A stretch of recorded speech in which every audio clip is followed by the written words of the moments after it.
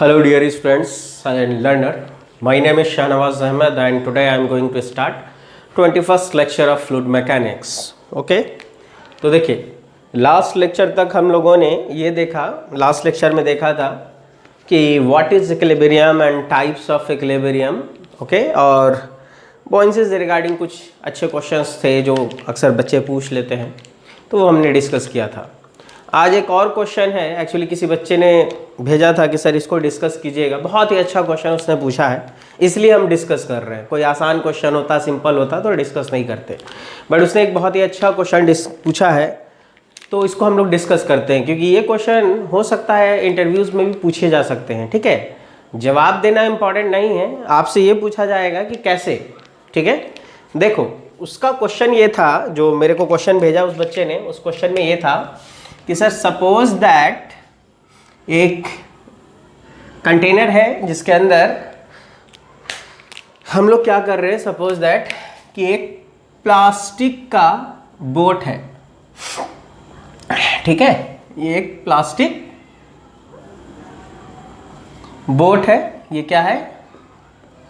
Plastic boat मान लिया. ठीक है, और उसने कहा कि सर ये प्लास्टिक बोट किसी फ्लूइड में ऐसे रखा हुआ है.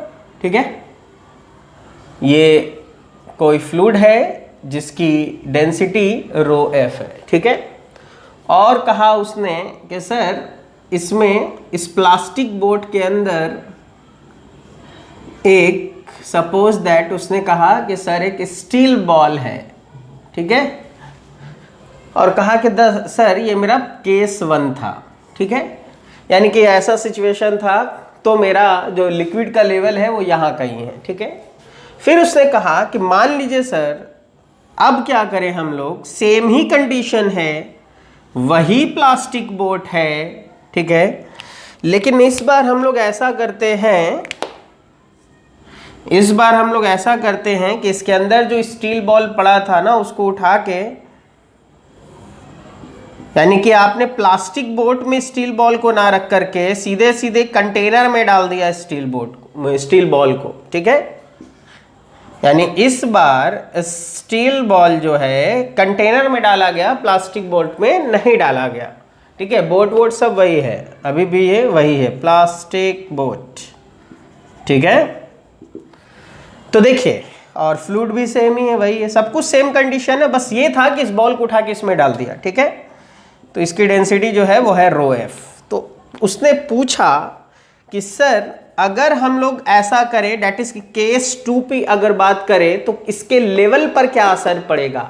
यानी कि ये इनिशियली यहाँ पर है लेवल, और फाइनली जो भी लेवल होगा वो इस लेवल से ऊपर होगा, नीचे होगा, यानी कि लिक्विड लेवल जो होगा वो राइज करेगा कि फॉल करेगा.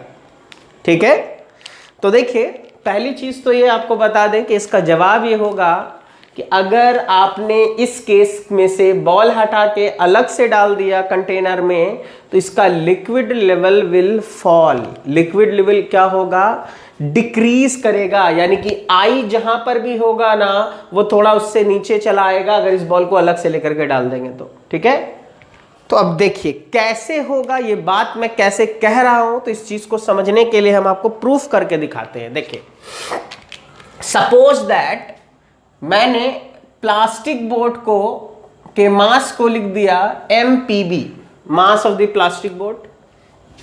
स्टील बॉल के मास को लिख दिया मास ऑफ द स्टील बॉल. यानी कि प्लास्टिक बोट की अगर हम बात करेंगे ना तो उसके नीचे छोटा सा PB लिख देंगे, और स्टील बॉल की बात करेंगे तो उसके नीचे छोटा सा हम SB लिख देंगे, ताकि आपको कंफ्यूजन ना हो. ठीक है, तो देखिए ये हमने मान लिया. तो अब आप ऐसा करो, सेकंड केस को भूल जाओ, पहले पहला केस देखो. पहला केस क्या दिख रहा है? पहला केस दिख रहा है कि सर कंटेनर में फ्लूइड है, और उस फ्लूइड में ये प्लास्टिक बोट जो है वो फ्लोट कर रहा है, और प्लास्टिक बोट के अंदर जो है वो प्लास्टिक बोट के ही पार्ट में आ जाएगा. ठीक है, तो इसका मतलब ये हुआ केस 1 मेरे को क्या कहता है? केस 1 ये कहता है कि wait of the plastic boat plus steel ball, क्योंकि देखो दोनों एक ही साथ है तो हम टोटल वेट की अगर बात करेंगे, डायरेक्ट हम टोटल वेट भी लिख सकते थे, लेकिन मैंने अलग अलग कर दिया ताकि कंफ्यूजन ना हो कि प्लास्टिक बोट का वेट और स्टील बॉल का वेट दोनों का समेशन जो है ये बैलेंस होना चाहिए किससे, बॉयंट फोर्स से। और आपको ऐसा इसलिए है क्योंकि इसका वेट टोटल mg नीचे लगेगा और FB ऊपर की तरफ लगेगा, और ये दोनों एक दूसरे को बैलेंस करेगा, तभी ये फ्लोट कर रहा है, ये तैर रहा है। तैरता नहीं तो ये आगे नीचे बैठ जाता है, ठीक है।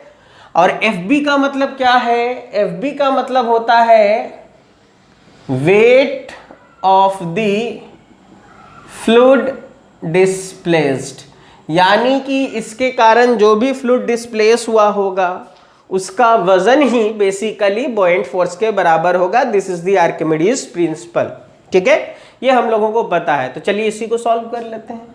दैट इज की वेट ऑफ दी, अगर हम टोटल वेट की बात करेंगे तो क्या लिखेंगे, mass of the plastic boat plus mass of the steel ball into G, total weight हो गया, which is equal to the weight of the fluid displaced. तो weight of the fluid displaced का मतलब क्या है, mg फ्लूइड डिस्प्लेस्ड, और मास को क्या लिख सकते हैं हम लोग, या सीधे बॉयंट फोर्स को क्या लिख सकते हैं, रो जी वी। रो किसका होगा, फ्लूइड का, g एंड वॉल्यूम, तो volume of the fluid displaced, और किस केस की बात कर रहे हैं, तो केस 1 की बात कर रहे हैं, इसीलिए मैंने 1 लिख दिया यहां पर, ठीक है। G and G cancel out, यहां से क्या मिला, पहली चीज मिली mass of the plastic board plus mass of the steel ball is equal to fluid density into fluid displaced in first case का वॉल्यूम, ये आपस में बराबर होगा। दिस इज 1, पहला केस यही है, यहां से हम लोगों को एक रिजल्ट मिला। सेकंड केस पे आ जाते हैं। अब हम लोग किसकी बात करेंगे, केस 2, यानी कि अब मैंने क्या किया, इस स्टील बॉल को इससे उठाया और बोट में ना रख के सीधे कंटेनर में रख दिया, तो फिर लेवल कहां जाएगा। तो देखो इस केस में आ गए तो देखो यहां पर 2 सिचुएशन है, एक प्लास्टिक बोट का, एक स्टील बॉल का। अगर तुम प्लास्टिक बोट को देखोगे तो प्लास्टिक बोट क्या कर रहा है, फ्लोट कर रहा है, जबकि स्टील बॉल क्या हो चुका है, सिंक हो चुका है। तो प्लास्टिक बोट अगर फ्लोट कर रहा है इसका मतलब क्या है, इसका मतलब यह है कि sir weight of plastic boat is equal to buoyant force, simple, यानी कि fluid displaced by the plastic boat लिख सकते हैं इसको। यहां पर FB जो है ये किसके कारण आएगा, तो weight of fluid displaced by plastic boat, ठीक है। तो weight of the plastic boat को क्या लिख सकते हैं, mass of the plastic boat into G, which is equal to rho G V. Rho is the fluid density, G acceleration due to gravity, and volume of the fluid displaced by plastic boat. क्योंकि plastic boat का case था, ये मैंने लिख दिया। G and G cancel out, क्या मिला यहां से, MPB is equal to rho F into volume of the fluid displaced of the plastic boat, ठीक है, इसको इक्वेशन 2 कह दिया, ठीक है। तो प्लास्टिक बोट का सिचुएशन तो हो गया, लेकिन अभी स्टील बॉल बचा हुआ है इसमें, ठीक है। तो चलिए अगर हम स्टील बॉल की बात करेंगे तो इस बार देखो आप लिखोगे कि सर स्टील बॉल फ्लोट नहीं कर रहा है, डूब गया है। इसका क्या मतलब है, इसका मतलब ये है कि स्टील बॉल पर जो भी FB फोर्स लग रहा होगा और स्टील बॉल का जो भी mg यानी वेट होगा, तो weight of the steel ball ज्यादा रहा होगा, FB कम रहा होगा, तभी तो डूब गया। तो इसका मतलब क्या है, weight of steel ball is greater then that of buoyant force. अब यहां पर बॉयंट फोर्स जो है वो किसके कारण है, तो ये है wait of fluid displaced by steel ball. अब आप देखो वेट ऑफ स्टील बॉल क्या होगा, अगर हम वेट ऑफ स्टील बॉल की बात करते हैं तो हम लिखेंगे mass of the steel ball into G is greater than, FB को क्या लिखेंगे, rho fluid into G volume of the fluid displaced by steel ball लिख सकते हैं, ठीक है। G and G cancel out कर दिया, यहां से क्या मिला, mass of the steel ball is greater than rho F into V F D of the steel ball, steel ball.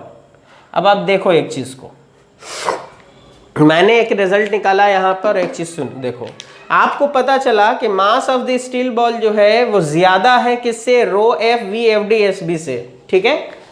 तो अब आप खुद देखो, सीधी सी चीज है, अगर हम लोग कोई चीज ज्यादा है किसी चीज से और उसमें सेम अमाउंट जोड़े, सेम अमाउंट दोनों तरफ घटाए, तो बीच के सिंबल पे कोई फर्क तो नहीं पड़ेगा। और हमको फ्रॉम इक्वेशन 2 से क्या दिख रहा है, mass of the plastic board जो है वो बराबर है इसके। तो अगर इधर हम मास ऑफ द प्लास्टिक बोर्ड जोड़ दें और इधर इसको जोड़ दें तो भी साइन पर कोई फर्क नहीं पड़ेगा। सीधी सी चीज है, अगर 5 3 से बड़ा है और दोनों तरफ 2 जोड़ दें तो भी तो 5 2 7 बड़ा होगा और 3 2 5 छोटा होगा। तो बिल्कुल वही चीज है, क्यों ना हम फ्रॉम इक्वेशन 2, चूंकि ये दोनों बराबर है, इसको यहाँ आके ऐड कर दें तो भी सिंबल क्या रहेगा, बीच का सेम रहेगा। तो अब इस चीज को आप देखिए, बहुत ध्यान से समझिएगा, ये बहुत अच्छा क्वेश्चन था, ठीक है। तो हम लोग कह सकते हैं कि इसका मतलब ये है कि sir mass of the steel ball plus mass of the plastic boat, इसको इधर लाके जोड़ दिया तो ये भी इधर आके जुड़ जाएगा, इज ग्रेटर देन क्या हो जाएगा, rho F V F D steel ball plus rho F V F D plastic boat. यानी कि दोनों ही तरफ हमने सेम अमाउंट से जोड़ दिया, सिंबल पे कोई फर्क नहीं पड़ेगा। तो यहां से आपको क्या मिलेगा, यहां से आपको मिलेगा, आप ये कह सकते हो कि सर इसका मतलब ये है mass of the steel ball plus mass of the plastic boat is greater than, rho F common ले लो और यहां से लिख सकते हो V F D steel ball plus V F D plastic ball, sorry plastic boat. अब देखो, पहले केस में जो टोटल वॉल्यूम डिस्प्लेस होता वो केवल इसके कारण होता, लेकिन दूसरे केस में जो वॉल्यूम डिस्प्लेस होगा, एक बार प्लास्टिक बोट के कारण फ्लूइड डिस्प्लेस होगा और एक बार फ्लूइड जो डिस्प्लेस होगा इस स्टील बॉल के कारण होगा। यानी सेकंड केस में जो टोटल डिस्प्लेस्ड वॉल्यूम होगा वो कितना होगा, इन दोनों को अगर सम कर दें तो सेकंड केस में जो टोटल फ्लूइड डिस्प्लेस हो रहा है मिल गया। दैट इज, अब क्या लिखोगे, mass of steel boat, sorry steel ball plus mass of plastic boat is greater than rho F, और इस पूरे को हम क्या लिख सकते हैं, फ्लूइड डिस्प्लेस्ड इन केस 2, ठीक है। तो केस 2 में जो टोटल फ्लूइड डिस्प्लेस होगा इतना होगा। This is equation 3 and from equation 1 and 3, 1 and 3 को आप देखो, दोनों का LHS क्या है, सेम है, ठीक है। डेट इज क्या, ऐसा करो, SB प्लस PB की जगह पर किसको पुट कर सकते हैं, फ्रॉम इक्वेशन 1 इसको पूरा पुट कर सकते हैं। डेट इज आप क्या लिख सकते हो, इसका मतलब हो गया rho F into V F D in case 1 is more than that of rho F into V F D in case 2। Rho F cancel out हो गया और यहां से क्या मिलेगा, volume of the fluid, volume of the fluid displaced in case 1 is more, in case 1 is more than that of volume of the fluid displaced in case 2। इसका क्या मतलब है, यानी कि इस सिचुएशन में, जैसे ही तुम इस सिचुएशन में बात करोगे, जितना फ्लूइड डिस्प्लेस होगा उसका अमाउंट ज्यादा होगा तो लेवल ज्यादा चढ़ेगा, और इस केस में अमाउंट ऑफ फ्लूइड डिस्प्लेस कम है, इसीलिए लेवल इस केस के कंपैरिजन में सेकंड केस में लेवल विल फॉल। तो आपको समझ में आया होगा, इसीलिए मैंने कहा कि अगर तुम्हारा ये सिचुएशन है और यहां से तुम स्टील बॉल उठा करके सिंपल कंटेनर में डाल दोगे तो लिक्विड लेवल विल फॉल। तो आपको इसका आंसर क्या होता, यानी कि इस केस में आप लिख सकते थे कि sir liquid level will fall, ठीक है, क्लियर है। तो देखिए, ये आपको होप्सो की समझ में आया होगा। ये बहुत अच्छा क्वेश्चन एक बच्चे ने भेजा था, तो इसलिए मैंने इसको डिस्कस करना मुनासिब समझा कि इस क्वेश्चन को डिस्कस करना चाहिए, ये क्वेश्चन वर्थ इट है डिस्कस करने के लिए, ठीक है। चलिए, अब देखिए, बहुत सारे ऐसे क्वेश्चंस हैं जो मतलब मेरे हिसाब से डिस्कस करने लायक नहीं होते हैं, आप लोग पूछते हैं, ठीक है। तो थोड़ा दिमाग खुद का भी लगाया कीजिए, ठीक है। कि आपको समझ में आ जाएगा चीजें क्या हैं। आप लेक्चर को सुना कीजिए, बुक्स को भी देखा कीजिए, ऐसा नहीं है कि बुक्स एकदम बंद कर देना है, बाकी क्वेश्चंस आप अपने से लगाते रहेंगे, ठीक है। चलिए, तो आज का टॉपिक हम लोग जो पढ़ना चाहते हैं वो हम लोग आज शुरू करेंगे। स्टेबिलिटी को स्टडी करेंगे, और कैसी बॉडी को, तो फुल्ली सबमर्ज बॉडी की स्टेबिलिटी को स्टडी करेंगे, ठीक है। तो हम लोग आज स्टडी करेंगे stability off fully submerged body, stability off fully submerged body. पहले हम लोग फुल्ली सबमर्ज्ड बॉडी की स्टेबिलिटी को स्टडी करेंगे, देन उसके बाद हम लोग फ्लोटिंग बॉडी की स्टेबिलिटी को स्टडी करेंगे, ठीक है। तो चलिए हम लोग हेडिंग देंगे stability off fully submerged body, stability off fully submerged body, ठीक है।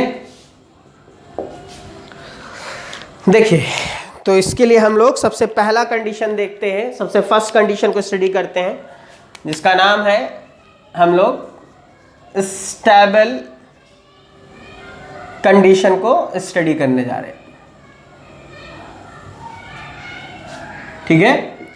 देखिए, इसके लिए मैंने क्या किया, सपोज दैट आपको एक डायग्राम बना देते हैं, और आपको मैंने कल ही सिखा रखा है स्टेबिलिटी यानी इक्विलिब्रियम कैसा है, किसी भी बॉडी की इक्विलिब्रियम कैसी है उसको पहचानना है। तो पहले आपको उस बॉडी को क्या करना पड़ेगा, डिस्टर्ब करके देखना पड़ेगा।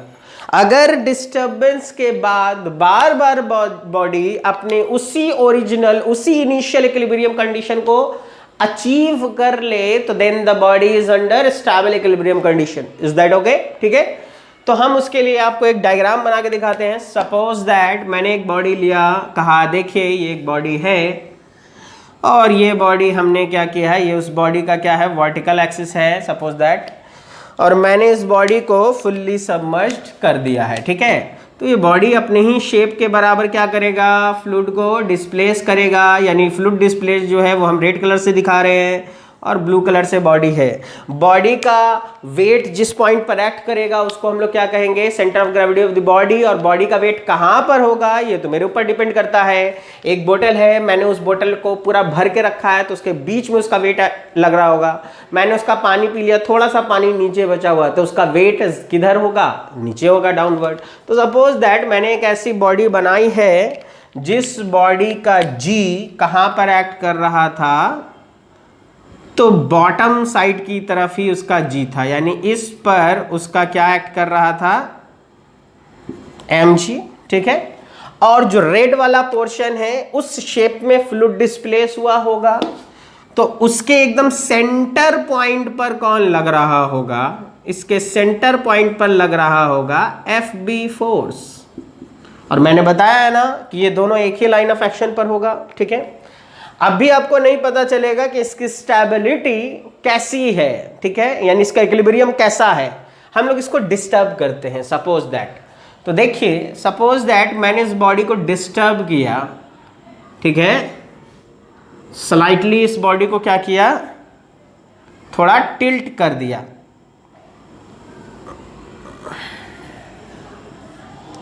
ये उसका वर्टिकल एक्सिस है सपोज दैट।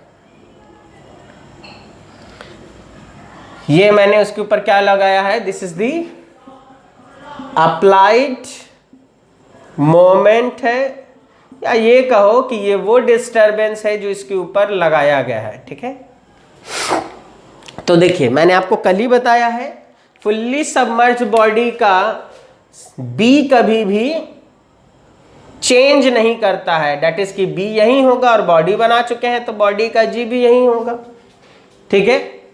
तो आपको जैसे ही आप डिस्टर्ब करोगे, देखो आपको क्या दिखेगा कि इस बॉडी का जो वेट mg है वो g के अबाउट डाउनवर्ड लग रहा होगा, और अगर इसको तुम ऊपर की तरफ देखोगे तो ये b से कुछ डिस्टेंस पर है, ठीक है।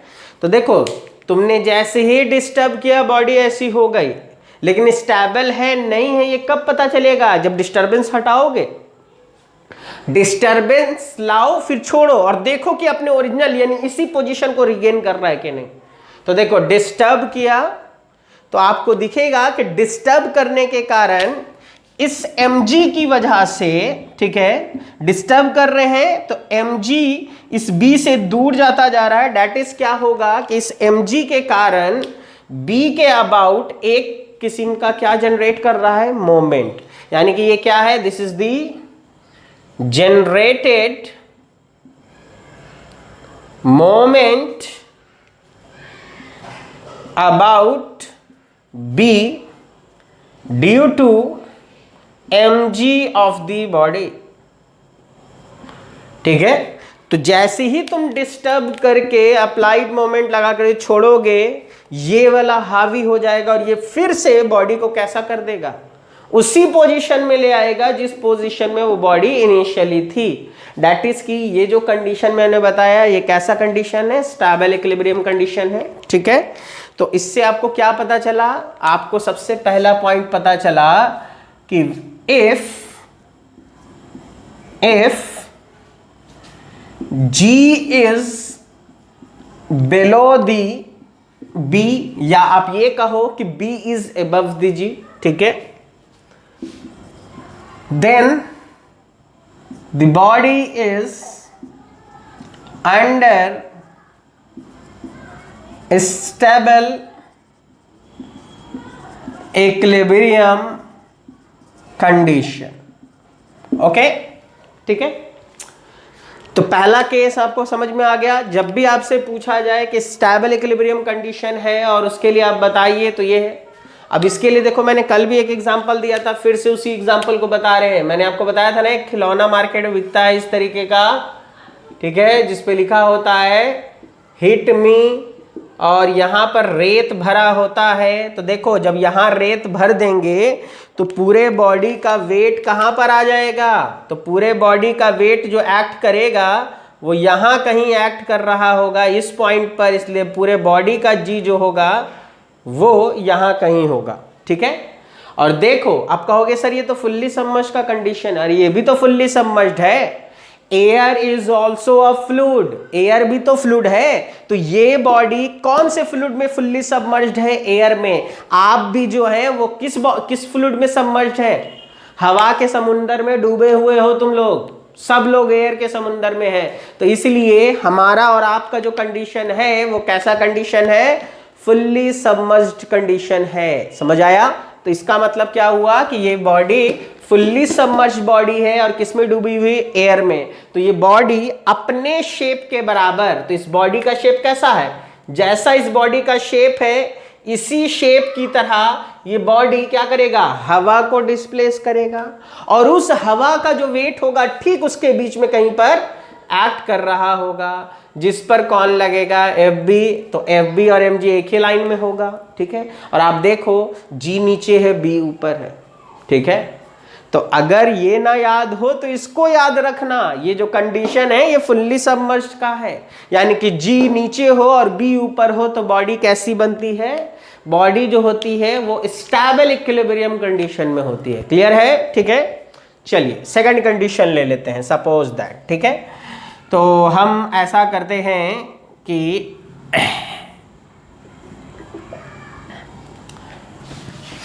दूसरा कंडीशन पे आ जाते हैं, यानी सेकंड केस ले लेते हैं, अनस्टेबल इक्विलिब्रियम कंडीशन की बात करते हैं। अब हम लोग सेकंड कंडीशन देख रहे हैं, अनस्टेबल इक्विलिब्रियम कंडीशन। ठीक है, अनस्टेबल इक्विलिब्रियम कंडीशन, यही बॉडी है, ये इसका वर्टिकल एक्सिस है। ठीक है, और देखिए मान लीजिए इस बार आपने एक ऐसी बॉडी बनाई है जिस बॉडी का जी एकदम अपर साइड है, ऊपर साइड है, तो बी अभी भी इसके बीच में होगा क्योंकि इसी शेप से ये बॉडी को क्या कर रहा होगा। तो बी के ऊपर कौन लगेगा, बी पर लगेगा एफ बी और यहां लगेगा एम जी दोनों एक ही लाइन ऑफ एक्शन पर है, लेकिन स्टेबिलिटी कैसी है ये तब पता चलेगा जब इसको डिस्टर्ब करेंगे। तो चलो डिस्टर्ब कर देते हैं। तो हम लोगों ने इसको डिस्टर्ब किया, सपोज दैट मैंने इसको डिस्टर्ब किया इस बॉडी को, ठीक है, क्लियर है, ये उसका वर्टिकल एक्सिस है। तो देखो बॉडी का जी जो है ऊपर साइड था, ऊपर साइड दिखा दिया, और उस बॉडी का जो सेंटर ऑफ बॉयंसी था वो सेंटर पर था, और पहले ही बता चुके हैं फुल्ली सबमर्ज बॉडी में centre of buoyancy will never changes, okay, इसीलिए मेरा रेफरेंस हमेशा सेंटर ऑफ बॉयंसी होता है। तो जैसे ही हमने इसके ऊपर क्या लगाया है, this is the applied moment या ये कहो अप्लाइड डिस्टर्बेंस है, ठीक है। और इसके कारण देखो mg जो है, अब इसका लाइन ऑफ एक्शन जो होगा वो b के अबाउट नहीं होगा, b से थोड़ा सा क्या हो गया है, थोड़ा सा शिफ्ट कर गया है कुछ डिस्टेंस। देखो तो इसका मतलब ये है कि इसकी वजह से एक मोमेंट जनरेट करेगा इस डायरेक्शन में, ठीक है। यानी ये क्या है, this is the generated moment about b due to mg of the body, okay. और आप देख रहे होंगे इन दोनों का डायरेक्शन क्या है। इससे पहले वाले केस में अप्लाइड मोमेंट का और जनरेटेड मोमेंट का डायरेक्शन अपोजिट था, तो जैसे ही इसको छोड़ते थे वो लौट के फिर ऐसे ही हो जाता था। लेकिन इस केस में दोनों का डायरेक्शन देखो सेम है, जैसे ही डिस्टरबेंस को लगा करके छोड़ोगे ये पूरी की पूरी बॉडी रोटेट कर जाएगी, यानी लौट के कभी इस पोजीशन में नहीं आएगा। इसका मतलब कि ये बॉडी कौन से कंडीशन में है, ये बॉडी आपको अनस्टेबल इक्विलिब्रियम कंडीशन है। मतलब क्या है, if G is above B then the body is under unstable equilibrium condition, ठीक है। तो होप आपको समझ में आ गया होगा बहुत सिंपली तरीके से कि अनस्टेबल इक्विलिब्रियम कंडीशन तब कहेंगे जब G बॉडी का B के ऊपर हो जाए।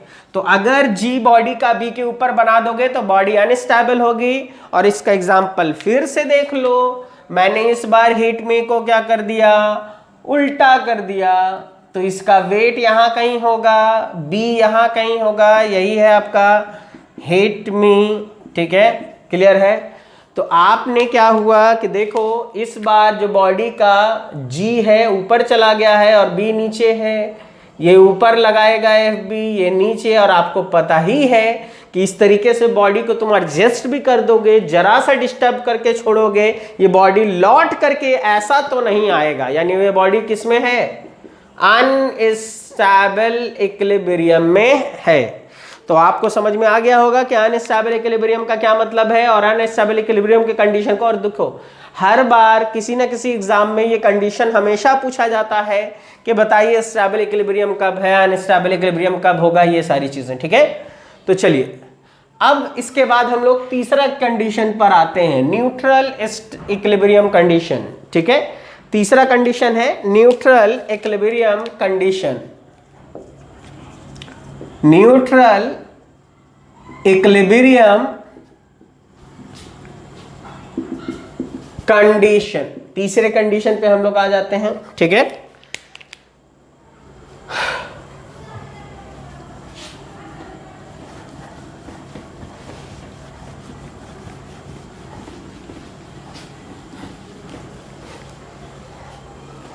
तो देखिए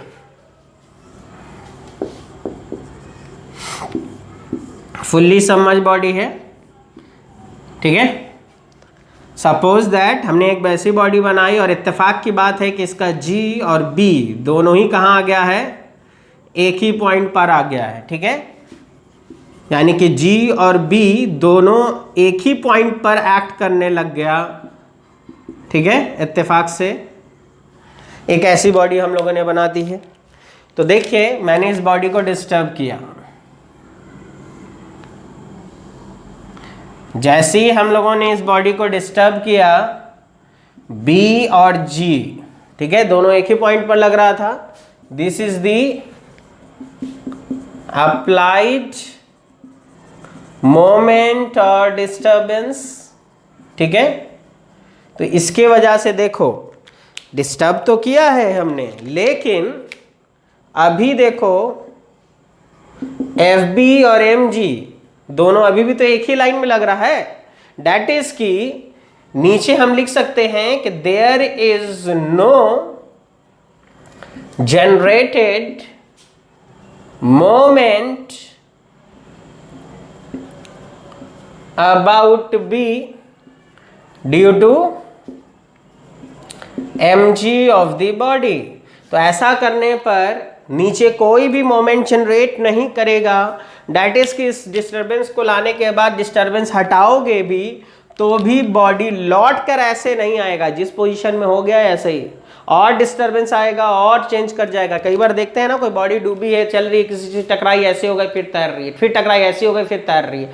तो इस तरीके की बॉडी जो होती है वो कैसी होती है, न्यूट्रल इक्विलिब्रियम कंडीशन की बॉडी होती है। यानी कि ये बॉडी लौट करके इस पोजीशन पे नहीं आएगा। डेट मीन्स कि हर बार बॉडी एक नया पोजीशन को क्या करेगा, अक्वायर करेगा। तो यानी कि हम लोग कह सकते हैं कि if G and B both lies at same point, then the body is under neutral equilibrium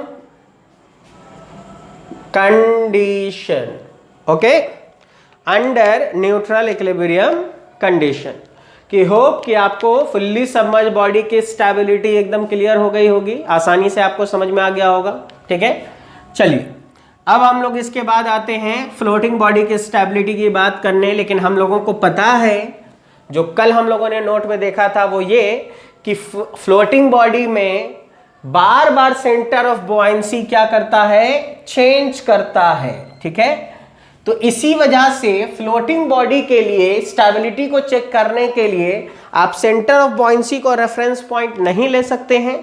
उसकी स्टेबिलिटी को चेक करने के लिए आपको एक नया रेफरेंस पॉइंट क्या करना पड़ेगा, हासिल करना पड़ेगा, ढूंढना पड़ेगा। और उस न्यू पॉइंट को क्या कहा जाता है, this is called Meta centre, ठीक है।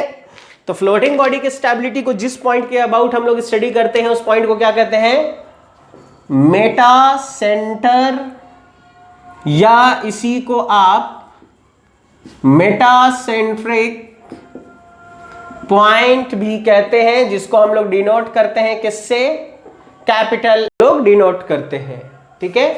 तो सबसे पहली बात हम लोग करेंगे कि व्हाट इज मेटा सेंटर या व्हाट इज मेटासेंट्रिक पॉइंट, ठीक है।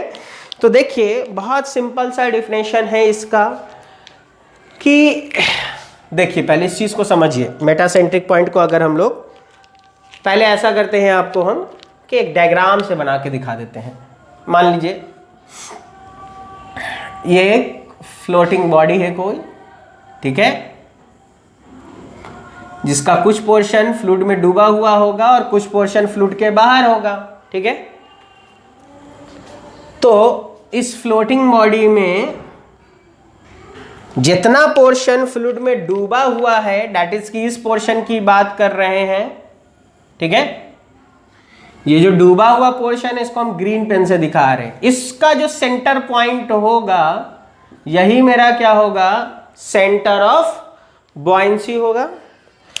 अब मैंने क्या किया, स्लाइटली इस बॉडी को डिस्टर्ब किया। सपोज दैट जब तक बॉडी को स्लाइटली डिस्टर्ब नहीं करेंगे तब तक हम लोगों को नहीं पता चलेगा कि मेटा सेंटर कहाँ है, ठीक है। मैंने इस बॉडी को स्लाइटली सपोज दैट डिस्टर्ब किया, this is the vertical axis, ठीक है।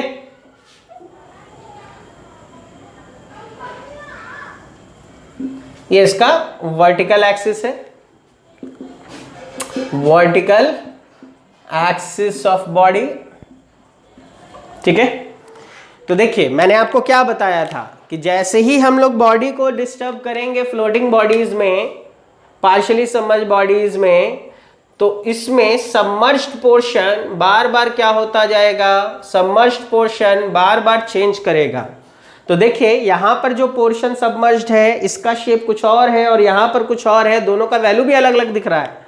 इसलिए पहले जो बी था, ठीक है, पहले जो इस बॉडी का बी था वो सपोज दैट यहां कहीं था, ये शिफ्ट करके कहां चला आएगा, थोड़ा इस साइड, क्योंकि इस साइड अमाउंट ऑफ वाटर ज्यादा है, तो बी जो है शिफ्ट करके एक नया पॉइंट हासिल करेगा जिसका नाम होगा बी डैश, ठीक है।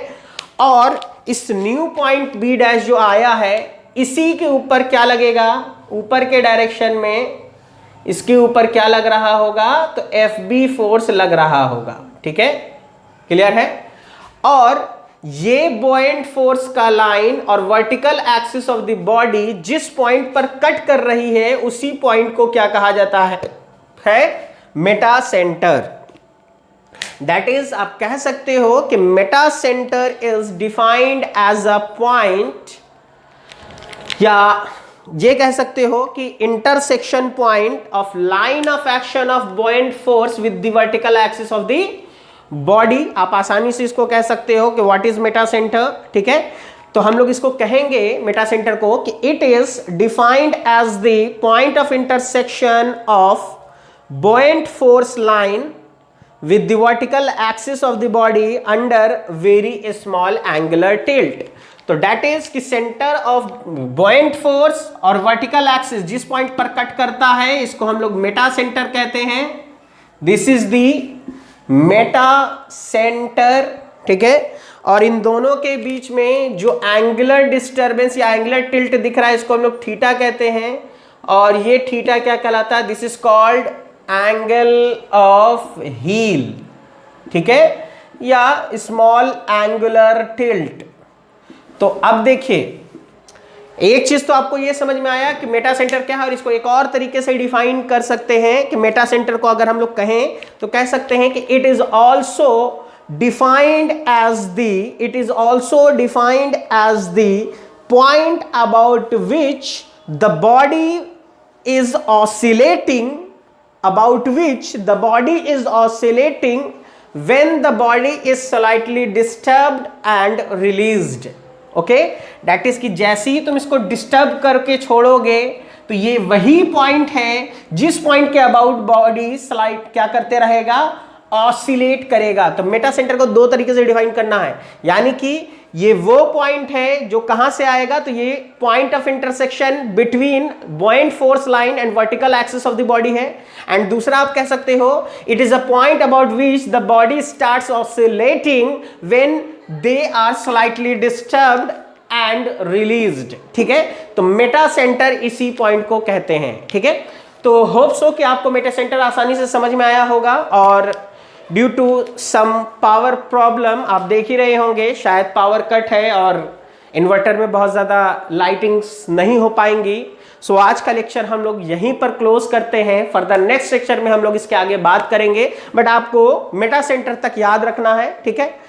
तो I hope all of you will enjoy the lecture, so please like, share and subscribe my channel. Till then, goodbye.